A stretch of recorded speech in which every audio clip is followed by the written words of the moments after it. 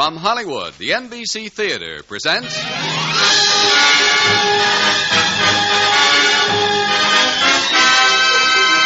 Screen Director's Assignment. Production, The Best Years of Our Lives. Director, William Wyler. Star, Dana Andrews.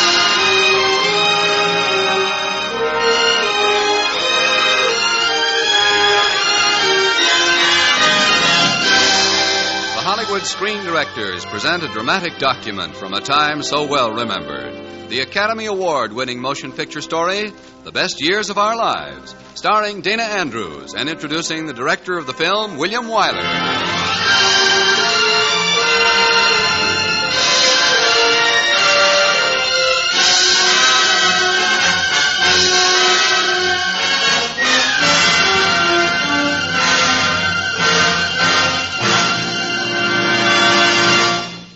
The old adage that one picture is worth 1,000 words comes readily to hand when speaking of tonight's guest screen director.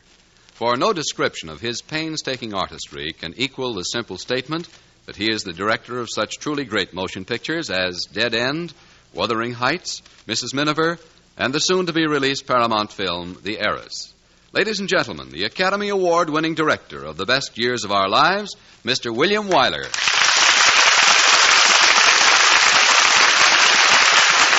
Thank you. I wanted very much to make The Best Years of Our Lives because, along with the fiction of the story, there is a deep truth of homecoming servicemen whose most familiar memories had suddenly become strange. One of the reasons I liked the story was that I had lived that part of it myself, just as many of you have. And now perhaps we'll live it again. Here is The Best Years of Our Lives, starring Dana Andrews in his original role of Fred Derry, with Janet Waldo as Peggy Stevenson.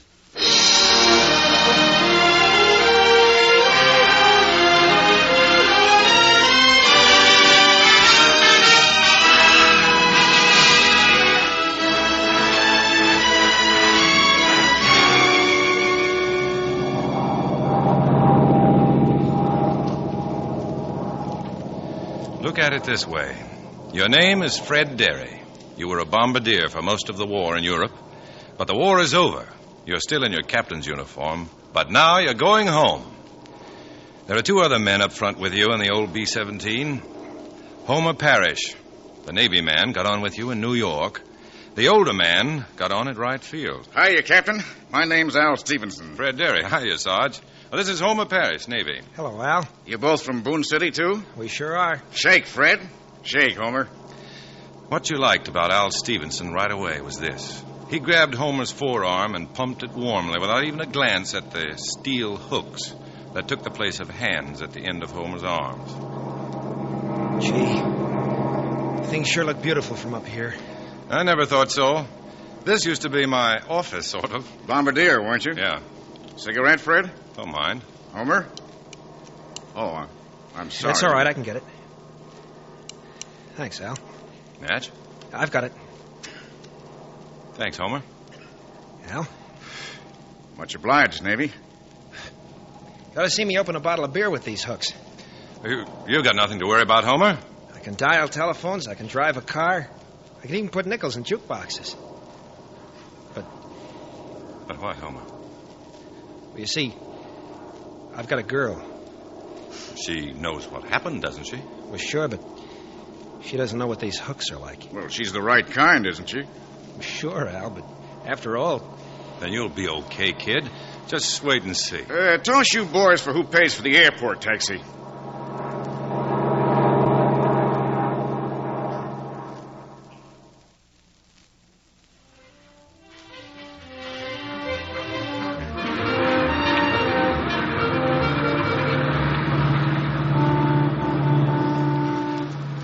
Same old Boone City.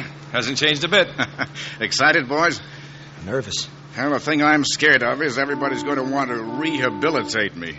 All I want is a good job with a future and a little house big enough for me and my wife. Oh, stop in at the bank when I'm around and swing a loan. Are you a banker? A man's got to live. You married, Al? 20 years. 20 years? Whew. I wasn't married 20 days before I went across. Hey, there's Butch's place. He's got a neon sign. Who's Butch? Butch Engel, he's my uncle. Best joint in town. Hey, easy on those curves, Mac. We're delicate. This is my street. First house past that fire hydrant, Mac. Hey, how about the three of us going back to Butch's place for a couple of drinks, huh? Then I'll go home. You're home now, kid. Face it. Yeah. Yeah, we'll take a rain check on Butch's. Okay, boys. Be seeing you at Butch's.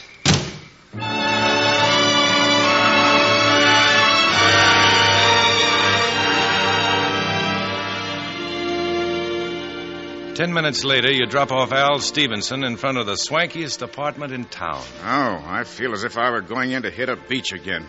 So long, Captain. And then it's your turn. Your turn to come home. Your turn to face civilian life again, get a job, find out where you belong, if you belong.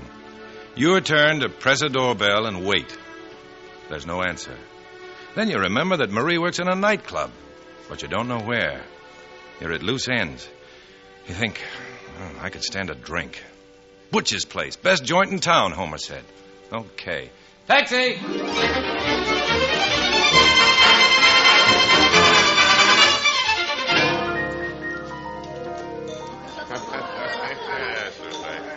Hey, Butch, stop torturing that piano. Homer Perry. I don't believe it. Hi, Unc. Gee, it's good to see you, kid. Homer! Fred, how'd you get here? Hiya, Homer, old shipmate. Why aren't you home with your folks? Oh, they went to bed and I wasn't sleepy, so I just went out. That all? Well, I dropped the lemonade. What? At home. Slipped out of my... Well, you think it was something awful the way Wilma ran out of the room crying. Wilma, that's your girl, isn't it? Yeah. Where's your wife, Fred? Well, she's working. I couldn't find out where, so I came here. Drop off Al, okay? Yeah, Swanky's apartment in town. We'll never see him again. Hey, Millie, this is it.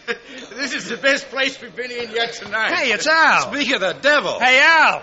Banker. Got change for a nickel? Homer. Freddie, my boy. How's it, Al? Buddies. Millie, my wife, and Peggy, my daughter. Hi. Homer of the Navy and Fred of the Air Force. How do you do? Homer, I just had a telephone call for you. For me, Butch? What about? Wilma'd like for you to come home. Oh, why can't they leave a guy alone? Maybe because they're fond of you, Homer. He left the house in a peeve, got 'em all worried. Well, they get me nervous. Well, nice meeting you, folks. Good night, all. See you later, soldiers. Nice meeting you. Bye. Take it easy, Good Homer. night. He isn't happy. He dropped the lemonade, period. I tried not to notice his hooks. That's the trouble. People just keep staring at them, or else they keep staring away from them. Hey, I feel like dancing. That's a charming idea. Well, I'm a charming fellow. Come on, girl. Oh, don't yank at me. 1, 2, 3. 1, 2, 3. 1. So you're Al's daughter. Peggy, you're Fred. I'm, just a little bit under the weather. You've got a tough job ahead, catching up with Dad. Why isn't he at home with his family?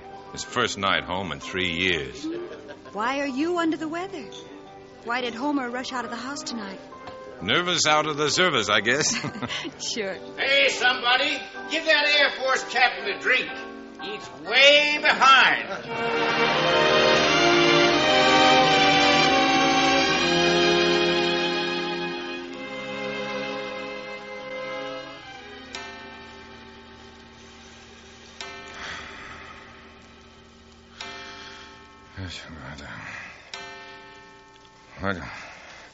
She's on fire. Her wing's on fire.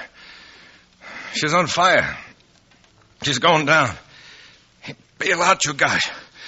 Kodorsky, get out of that plane. There goes the tail gunner. Fred, what's the matter? Get out of there, Kodorsky. She's burning up. Fred! Get out. Get out. Wake up, Fred, wake up. No, is it burning? Jump for it. Get out. Get out, It's jump. all right, Fred. It's me, Peggy. It's all right. Peggy. It's all right, Fred. Go back to sleep now. What am I doing here? Well, your wife still wasn't home when we drove you to your apartment. We took you to our house. Now go back to sleep. Just rest. Go to sleep. Rest.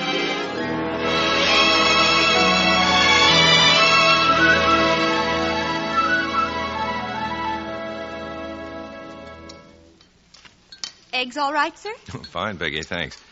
Yeah, but you shouldn't have let Al bring me here last night. Oh, we were very glad to have you, so let's talk about other things. Like what? Well, what did you do before the war? I was a fountain attendant. What's that? Soda jerk. Oh. Will you go back to that, Fred? No. Somehow I can't picture myself getting excited over a root beer float anymore. Can you get excited over more of my coffee? Oh, thanks, but I'd better be taking off. You and your wife must come over to dinner sometime. Fine. Oh, about that dream last night. You were very kind. And you never mentioned it this morning. Oh. Oh, you've been swell about everything. I think they ought to put you into mass production. Thanks, Fred. I'll drive you home now.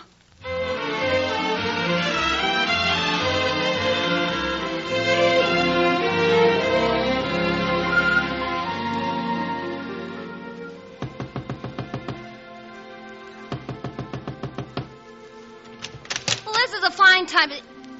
Freddie! Marie! Oh, Freddie, darling. Well, why didn't you let me know? Hey, you know now, honey, I'm home. Oh, darling, darling. Oh, Fred, I've missed you so.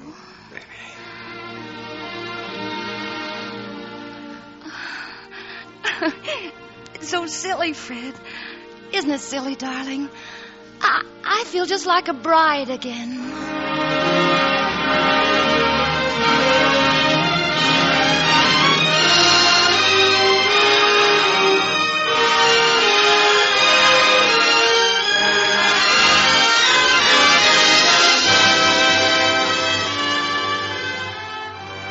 You are listening to the Hollywood Screen Directors presentation of The Best Years of Our Lives, starring Dana Andrews with Janet Waldo, and introducing the director of the film, William Wyler.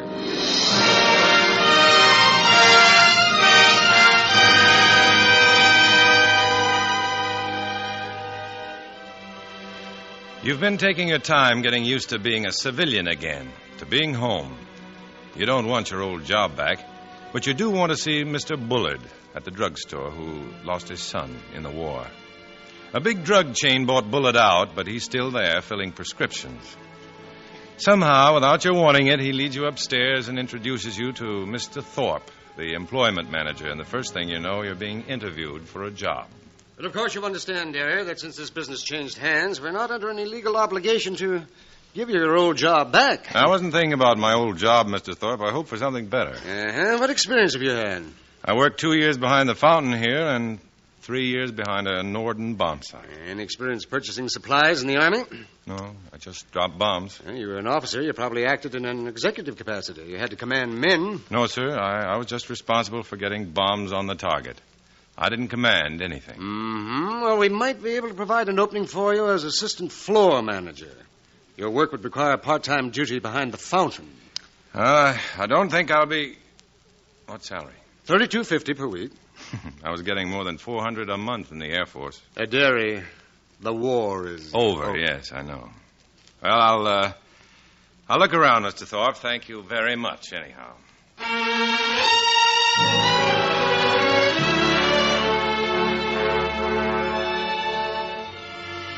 It makes you think for a minute, but then you stop worrying about it. You've got $1,000 right out of the U.S. Treasury, and that's money. You take your wife out to Jackie's hot spot that night. Next time, it's the Blue Devil. You buy a couple of suits. You pay the rent. You look for a job. You pay your insurance. You buy Marie a coat. And you get the flu, and you pay the doctor. You look for work more seriously now. You buy some badly needed furniture on payments. You pay the rent. You bring home a can of soup, potato salad, salami, and a loaf of rye bread on the cuff. Hey, Fred, what's the idea of the delicatessen? That's dinner tonight. Oh, we're going to Frankie's Chow Mein Bazaar tonight. We're eating at home. Hey, are you sick or something? We're broke. You mean broke? You've got it. Well, what about getting yourself some work? I've been trying and hoping I'd land something good. Well, you can't have been trying very hard. Sure I have, Marie. But they tell me I've got to spend a couple of years going to trade school. And what would I be doing in the meantime? Helping me with my homework. Are you kidding? No, I'm not kidding. Fred, are you are you all right in your mind? I mean, Do you think I've gone goofy? Well, you talk in your sleep at night, honey. You yell something's on fire, or Godowski get out, and... Who is Godowski? Godorsky. He was a buddy of mine, pilot of a B-17. He got it over Berlin. Thanks for asking. Well, anyhow, I got some money saved up, and I'll buy you dinner tonight. I appreciate your offer, baby, but we're eating at home. Not me. I'm not. I'll go out myself then. Now, wait a minute, Marie. Go on my arm. When we got married, that justice of the peace said, for richer, for poorer, for better, for worse, remember? Well, this is the worse. Yeah. And when does it start getting to be better? I guess when I wake up to realize I'm not an officer and a gentleman anymore. Just a soda jerk out of a job. Unless that job is still open at the drugstore.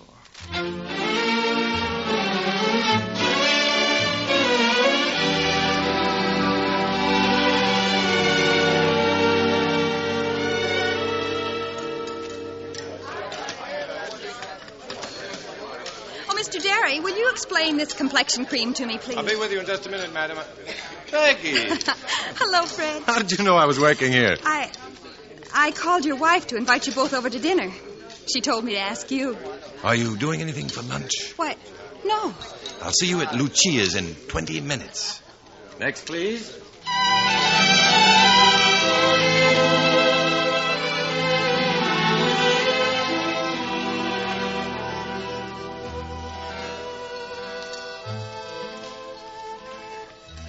It's a funny thing, Peggy. When I was overseas, I told myself, when I get home, I'll never eat in joints like this. I like it. It's cozy and private in this little booth. I also told myself I'd never go back to work in that drugstore. Fred, forgive me, but is Marie what you dreamed about overseas, too? Why? You know why, Fred. Why? Well, the way she talked about you to me, a stranger on the telephone. The things she says and the way she says them. How was she on the drugstore cowboy soda jerk routine? Oh, you see, you do know what I mean. Fred, she's ruining your life, breaking your spirit. I can tell by the way you act and the way you talk. I know I shouldn't talk this way. Then don't. Let's face reality. But sometimes reality can be just what you dreamed about. You never know about people until they're put to the test. I found that out. But there's a friend of mine, one of these expensive girls from the Horsey set, who never could think beyond the next cocktail party. Last year, she married a boy just out of the Marines. And now they have a baby. He's taking a course at Ohio State, and they live in a trailer, and she loves it. Does she think it's worth it? She happens to love the guy. Did you hear me, Fred? I heard you. Peggy, I want to kiss you. Say no, and I won't. I won't say no, Fred. I won't say no.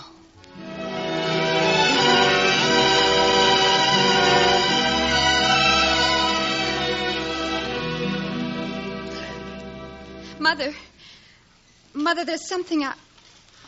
Yes, Peggy? Dad, Yes. Go on, girl, go on. I had lunch today with Fred Derry, and he kissed me. Kissed you? I practically asked for it. Peggy, are you in love with Fred? I didn't want to be, but I am. Well, what about his wife? He's miserable with her. She's destroying him little by little, and I can't allow it. Peggy, is Fred in love with you? He loves me, and he hates her. I know it. Maybe you know it. That's for me to find out.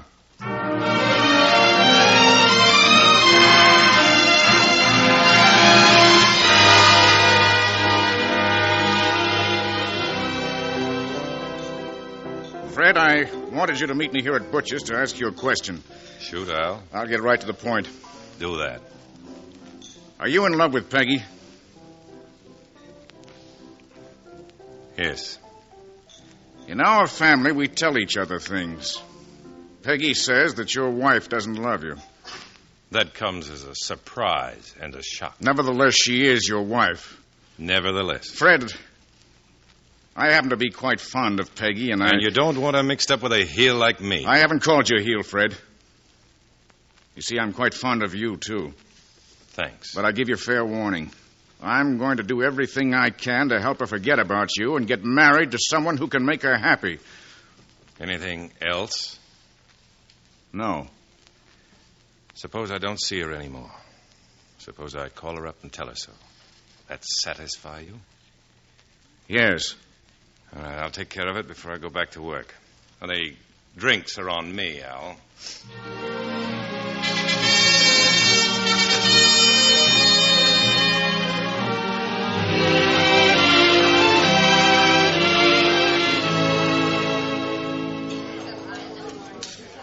One orange juice, one thin hot cake. Draw one, burn one. Hey, Bud, what about a ham and cheese on rye? Sir.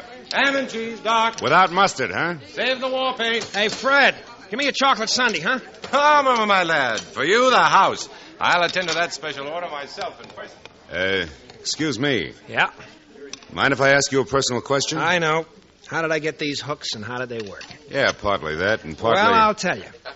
I got sick and tired of that old pair of hands I had. Always washing them and manicuring my nails.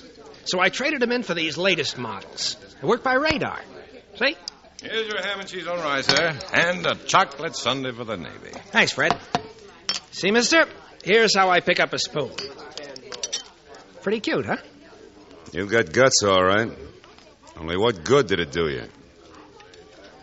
I don't get you. Me either. Well, the Japs and the Germans really had nothing against us. They just wanted to fight the Limeys and the Reds. We got in on the wrong side. You mean you liked what the Nazis were doing in Europe? Maybe you think Pearl Harbor was just a prank. I'm not talking to you, soda boy. Listen, brother, you better pay your check and go home. So we were suckers, were we?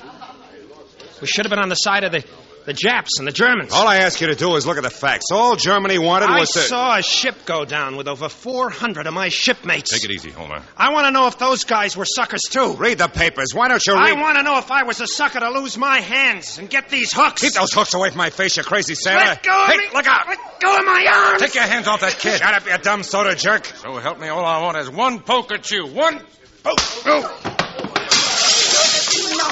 Here. What's going on here? Good heavens.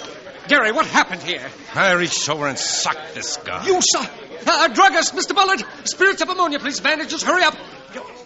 Why, you struck a customer. I know. The customer is always right, so I'm fired. But this customer wasn't right. Come on, Homer. Let's get out.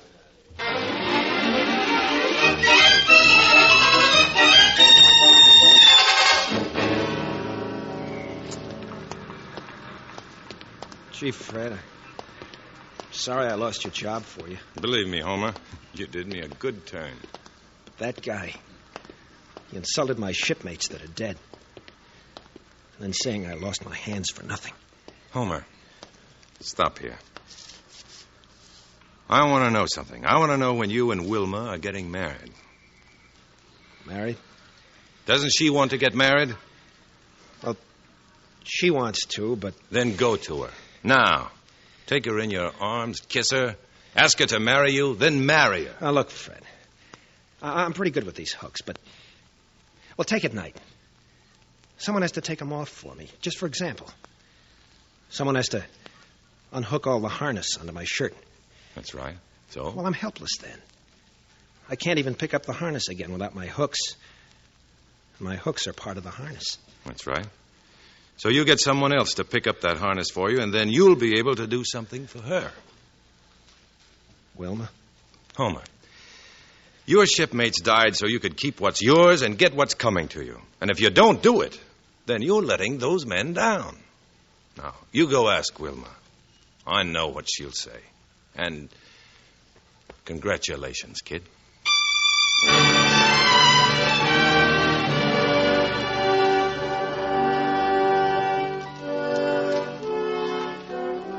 Those whom God hath joined together, let no man put asunder.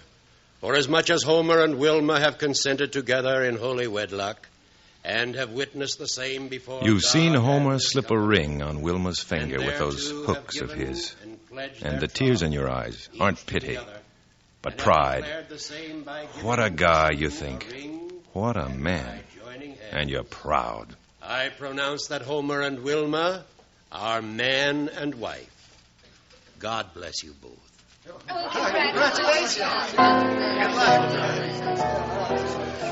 And you look across the room, and there's Peggy, looking at you with her heart in her eyes. And you think, well, if Homer could do what he's done, you can be the kind of a guy Al Stevenson wants his daughter's husband to be. You go over to her, and nothing is said. You take her in your arms, and you kiss her. And she lets you kiss her. Then you talk. You say, I've got a new job, Peggy. I'm glad, Fred. My wife's left me. Marie couldn't take it. She's getting a divorce. Peggy, it may take us years to get anywhere, you and me. We'll have no money, no decent place to live in, have to work, get kicked around. I don't care, Fred. I can take it. I can take it. All at once you realize you're wasting time talking. You take Peggy in your arms again.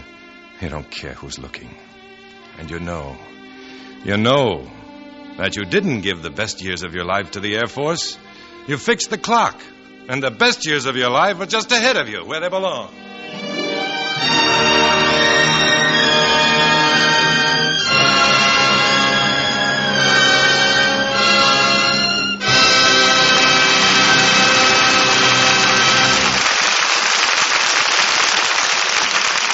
Our stars will return in just a moment.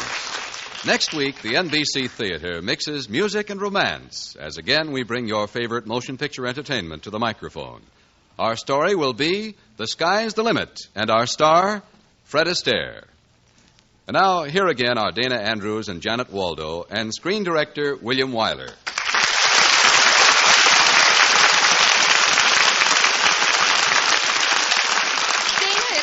Wonderful working under a great director like Mr. Wyler. Oh, it was. He taught me a great deal. About acting? I taught him how to be a magnificent soda jerk. Janet, he really made me take a course in being a fountain clerk.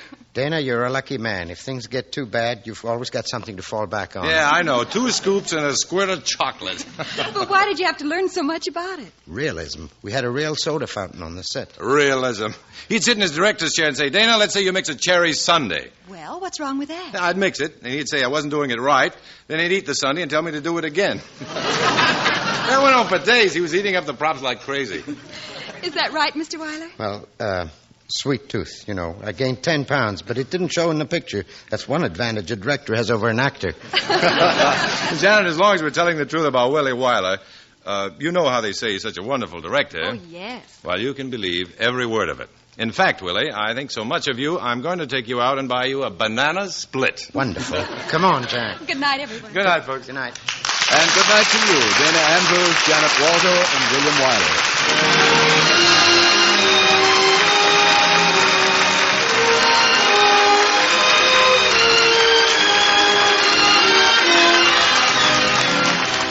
Dana Andrews appeared through the courtesy of Samuel Goldwyn, upon whose Academy Award-winning motion picture tonight's presentation was based. Mr. Andrews can soon be seen in the forthcoming Universal International production, The Sword in the Desert. Included in tonight's cast were Ted Von Eltz, David Ellis, Virginia Gregg, Howard McNear, Gerald Moore, Ken Christie, Gigi Pearson, Earl Ross, and Dan Riss. The Best Years of Our Lives, based on a novel by McKinley Cantor, was adapted for radio by Milton Geiger from the screenplay by Robert E. Sherwood. Original music was composed and conducted by Henry Russell, and production was under the supervision of Howard Wiley. Associate producer, Ray Dietrich. Your announcer has been Frank Barton. Listen again next week when the NBC Theater presents... Screen Director's Assignment. Production, The Sky's the Limit. Director, Edward H. Griffith. Star, Fred Astaire.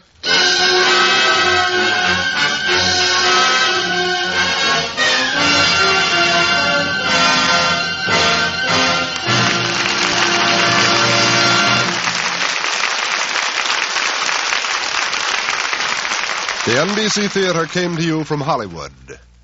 This is NBC, the national broadcasting company.